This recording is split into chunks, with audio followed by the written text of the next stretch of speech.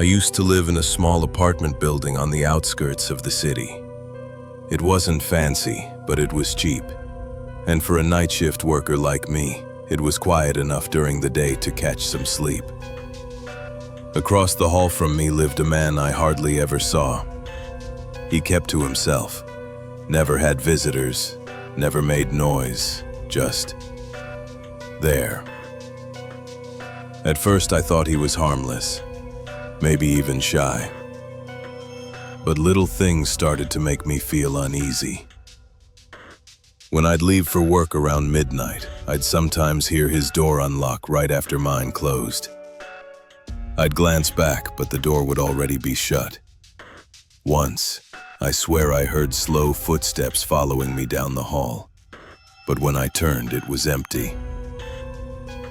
One night, coming home at around 3 a.m., I found a folded piece of paper slipped under my door. No name, no writing on the outside. Inside was just one sentence written in shaky handwriting. I can hear you breathing at night. My heart sank. I barely slept that morning, convincing myself it was some kind of prank. But the following week, things escalated. I'd wake up to faint knocking on the wall shared with his apartment. Not loud, not angry, just a steady, deliberate knock that went on for minutes. One night I thought I heard whispering through the vents. A voice, low and hoarse, repeating something I couldn't quite make out. I pressed my ear closer. It said, "Don't look at me." I didn't sleep at all that night. The final straw came a month later. I was dozing off around dawn when I heard the distinct sound of my doorknob turning. Slowly, cautiously. Someone was testing it. I froze. My heart was pounding so hard I could barely hear. I grabbed the heaviest thing I could find, a lamp, and crept toward the door.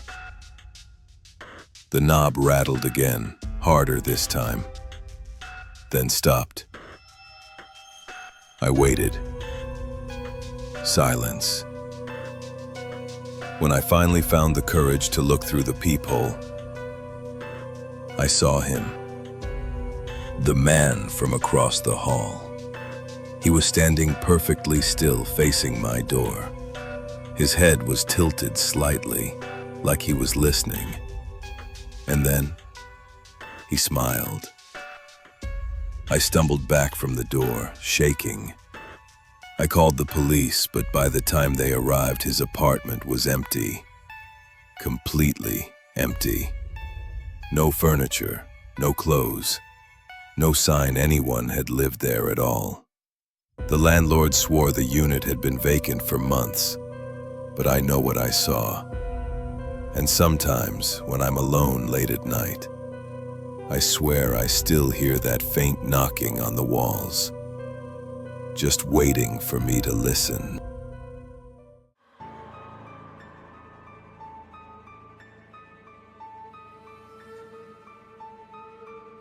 I grew up in a quiet suburban neighborhood, the kind of place where everyone waved to each other but didn't really talk.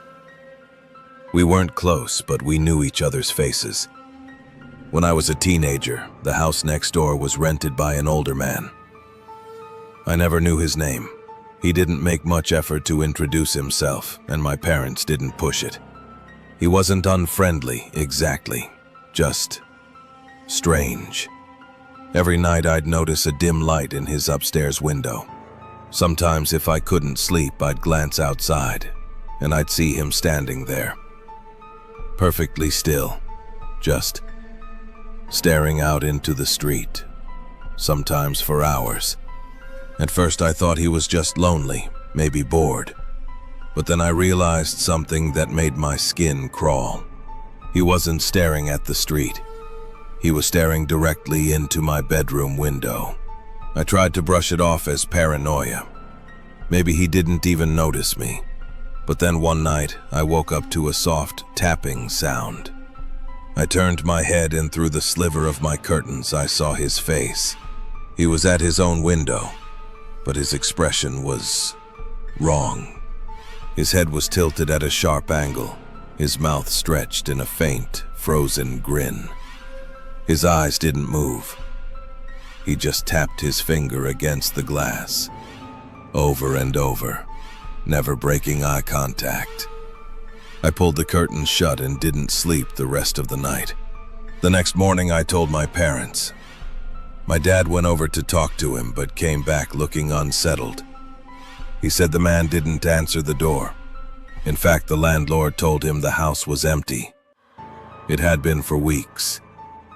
But that night the light in the window came back on, and when I dared to peek through a gap in my curtain, he was there again, smiling. I moved out years ago. My parents still live there. They say the house has stayed empty all this time.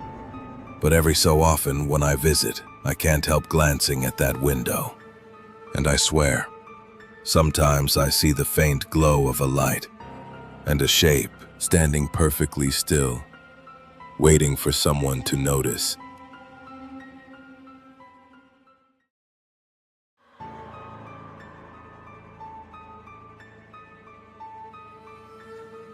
A few years ago, I rented a small farmhouse outside of town.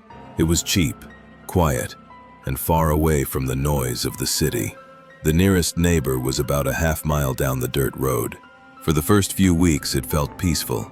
Just me, the creak of old wooden floors, and the sounds of crickets at night.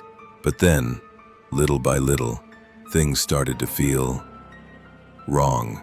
It began with small noises. I'd hear footsteps on the gravel driveway when I knew no one was there. Sometimes, when I stepped out onto the porch, I thought I saw someone standing at the edge of the tree line, watching, but when I blinked, they'd be gone. One night, just past midnight, I was half asleep when I heard a gentle knock at the back door. Not loud, just a slow, patient knock. I froze. Nobody should have been there. I waited, hoping it was my imagination. But the knock came again, steady, intentional. I didn't go to the door.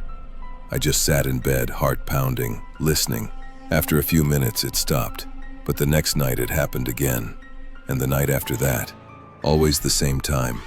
Always the same slow knock. Finally, I worked up the nerve to look through the back door's small window. There was a man standing there. His face was pale in the moonlight. His expression blank, like he was waiting for me to open the door. He didn't move, didn't speak, just stared straight through the glass. I stumbled back, grabbed the phone and called the sheriff. When they finally arrived, the man was gone. They searched the property but found nothing. The officer told me my nearest neighbor lived alone and kept to himself, but he matched the description I gave. When I confronted the landlord the next day, he looked at me strangely and said, "That house down the road has been abandoned for years." I moved out 2 weeks later, but sometimes when I drive past that farmhouse at night, I swear I see someone standing on the back porch, just waiting. Thank you for listening. If you've ever had a disturbing experience with a neighbor, I'd love to hear it. Send your story to the email below.